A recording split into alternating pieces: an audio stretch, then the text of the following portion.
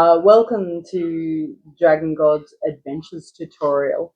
In this tutorial, we're going to take you through a basic adventure and how that runs. Before us, we can see there's a battle map, which has the narrator's cards, the hero cards, and asset cards. This section here is the adventure card. But before we get into that, why are you on an adventure? How do you find out about an adventure? So during the game, you're going to get rumors, you're going to speak to NPCs, you're going to go to the Adventurers Guild, and you're going to have quests, which will allow you to go on these adventures, where you can get things that you can't get anywhere else, like spells or magnificent gear like Vorpal swords or great axes, which you can't get anywhere else. So going on these adventures is a really integral part of the game. So once you've found out about the adventures, you can then scout the area. You can send out scouts to go out. Once you do that, you can then find out the level of the adventure and the trump suit of the adventure. Or you can just go in blind. It's really up to you how you want to do it. Once you've decided you're going on the adventure, you've scouted, so we can see that in this case, this is a level 2 adventure, the trump suit of spades. So now you can get your team together, get your party together. We should go on an adventure. Yes. Why? Oh, yes. For the loot. Yeah. So in this case, we have four players have got together. They're going on the adventure. You can have, we advise between a minimum of 3 people going on an adventure, but you can have up to, say, 7. During the adventure, only 5 hero cards will get laid out. However, if more people you have, the more options you have as well, because you don't know what you're going to be facing. Right. You've assembled your party, and you also then need to select your assets. Now, assets are gear, like swords, shields, axes, that sort of thing, rope. And you also can select companions. So that could be familiars, companions. So you may have a wraith or something like that you can summon. Maximum of 2 per player. Okay, and as I said before, because you scouted, we knew that the difficulty for this this session is going to be, this is a level 2 adventure, with the trump suit being spades. Okay, so the description. So a series of crumbling pillars on a muddy hillside, it's seemingly all that remains of a monastery, reputably built to provide its residents with isolation and test of their resolve. Surrounded by poisonous thickets, snake-infested marshlands, the site is only accessible via road in winter. Since it was abandoned over a century ago, very few visitors tarry long. Concealed by a wall of vines, and an archway provides the access to the lower levels of the monastery. Okay, so with the adventures, they're split into 3 acts. So you've got Act 1, Act 2, Act 3. Act 3 is in 3 scenes. So essentially Act 3 is your big boss fight. So that takes more than 1 round. So in this example, in Act 1, a tunnel extends into the hillside before you, slopes downward almost immediately, though at only a very slight angle. Unfortunately, as the entranceway closed behind you, it's clear that a trap has been triggered, and the sound of rushing water can clearly be heard from above. Though the path forward remains barely visible, you have no other choice but to flee before the oncoming torrent of marsh water. What do you do? Right, well, I could pray. Does that help? For divine guidance? Sure, let's do that. Oh, okay. I have my prayer book, and I will invoke my deity. Okay. The marsh waters come down. So in scoring for this this round, the hero's score will be. I have a 1 and 13, so I have 14. Okay, and the narrator's scoring will be this 2 plus this card 10, so 12. So in this case, the heroes have succeeded. So My God redirects the flow of the water. indeed, the water has been pushed aside, and a rock came loose, and it all went down an invisible gully. Well, mark of its providence. All right, Act 2. Only the path ahead is flanked by statues of monks with open mouths and vacant hollow eyes. The entranceway seals close behind you. Candles within the statues ignite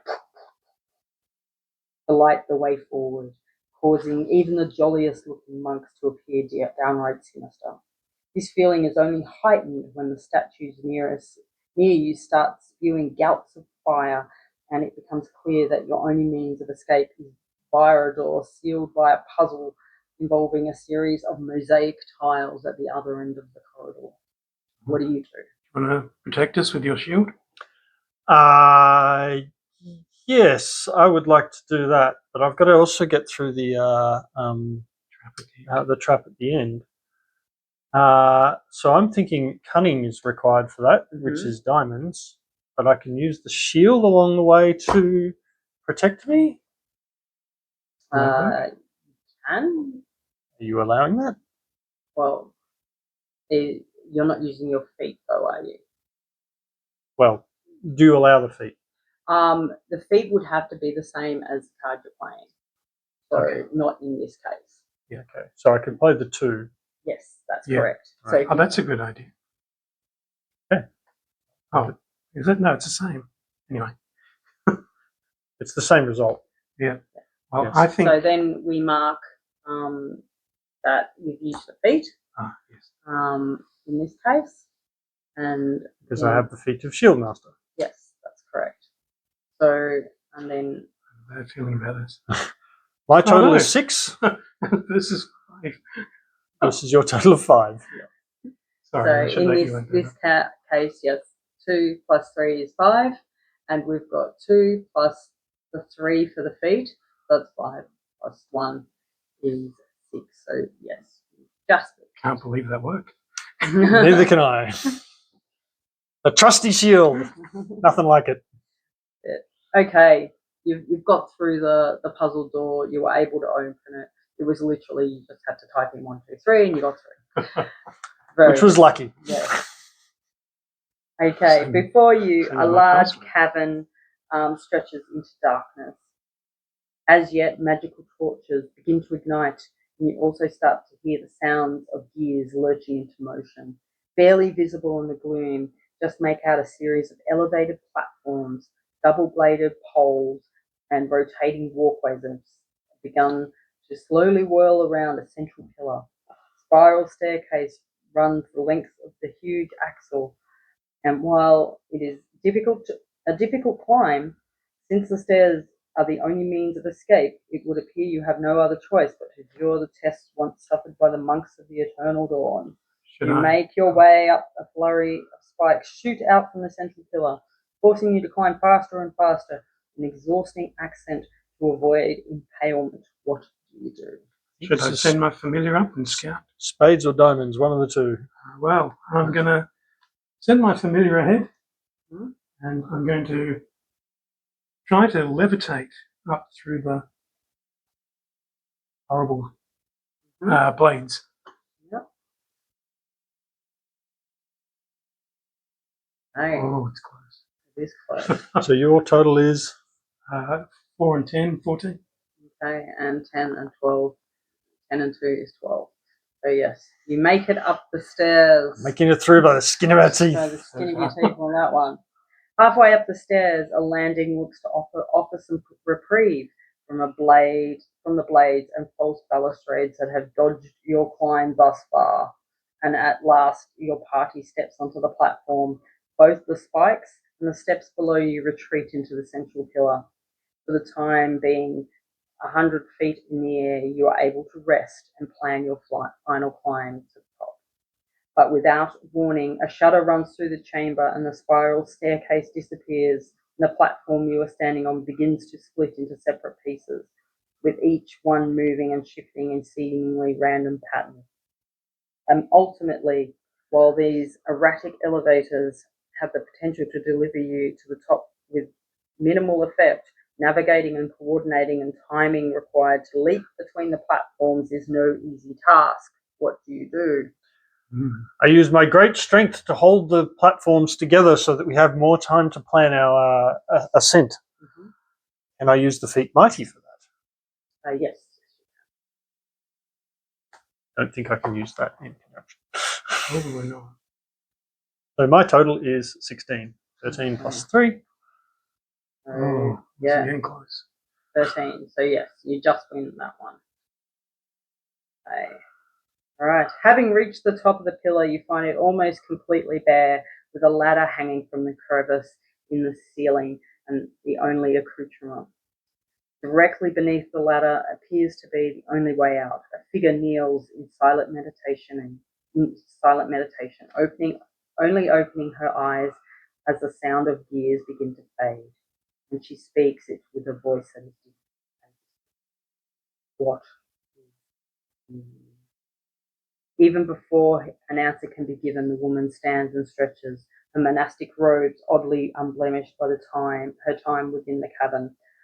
Although prepared for combat, the monk is eager to debate the question she has posed and vows to let anyone best her in a feat of strength, logic, or theology ascend the ladder and escape the monastery. What do you do? So we want me to engage in either a feat of combat or... Well, the feat of combat would give us a full house. Good. That is a strong consideration. I think we should do that. I'm going to take on the monk in hand-to-hand combat. I have no weapon that I can use. Oh, no, that's fine. I was going to consider using the enabler feat with the other character, but I won't. Okay. And so in this case, we've got 13 plus 13. So in this case, because it is a draw, it does come down to the hero's will. It's a meets it, beats it type thing. So therefore, beat the narrator. Lucky. Okay. So now that we have gone through the actual adventure, we now can resolve what has happened. There are two things that need to happen here. We need to see if you've overcome the adventure, and in this case, the scoring for overcoming is I think we the total clearly won. Yeah, so the total of all these cards versus this one set. So I think it's pretty clear that with 3 kings, you're definitely going to be overcoming the adventure. And then we need to see if you've bested it. Now, besting is the hit points of the adventure. So that is this plus 4. So the level here plus 4. So that's 6. So you have, because you've the narrator's been beat 5 times here. So that's 5 points. And also, because you've got a full house here with the 3 kings, 2 aces, that gives you an additional, how many points? 3 points. 3. So that is a total of 8 points. And you needed 6 points to win this one, so 8 definitely wins. So you've also bested the adventure, and therefore you will get rewarded accordingly. Rewards scale, so even if you fail an adventure, you will still get some rewards, but obviously overcoming and besting the adventure gives you the maximum amount of reward. Once you have bested a location as well, it then can't be repeated. If it hasn't been overcome and bested, it's still available to other nations or other parties to go to. You will be then handed out your gear and spells and other bits and pieces that you will win. And that's it. That's how you play an adventure. One thing we didn't cover is when a thing is damaged on this side, it doesn't count the total at the end. That's